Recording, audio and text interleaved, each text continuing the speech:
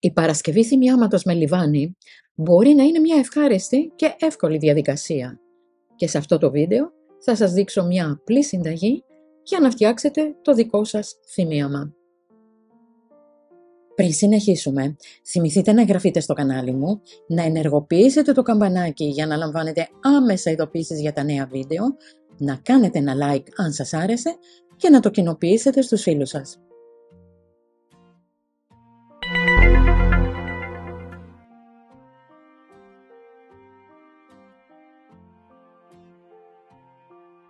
Μισό φλιτζάνι λιβάνι, ρητίνι λιβανιού. Μία κουταλιά της σούπας ξύσμα λεμονιού ή πορτοκαλιού.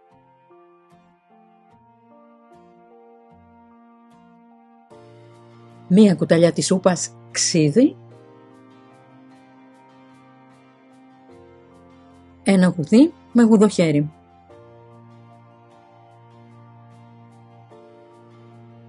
Φίλτρα καφέ.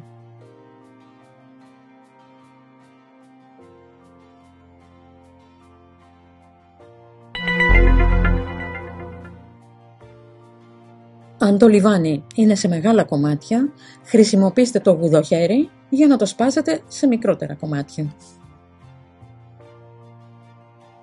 Αναμίξτε το ξύσμα λεμονιού ή πορτοκαλιού με το λιβάνι.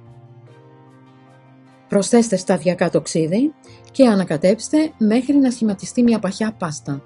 Σχηματίστε μικρές μπαλίτσες από την πάστα με τα χέρια σας. Τοποθετήστε τις μπαλίτσες σε ένα φίλτρο καφέ και αφήστε τις να στεγνώσουν σε δροσερό, ξηρό μέρος για τουλάχιστον 24 ώρες. Μόλις οι μπαλίτσες στεγνώσουν πλήρως, μπορείτε να τις αποθηκεύσετε σε αεροστεγές δοχείο. Ακολουθώντας τις οδηγίες, θα έχετε φτιάξει ένα θυμίαμα με ιδιαίτερη μυρωδιά.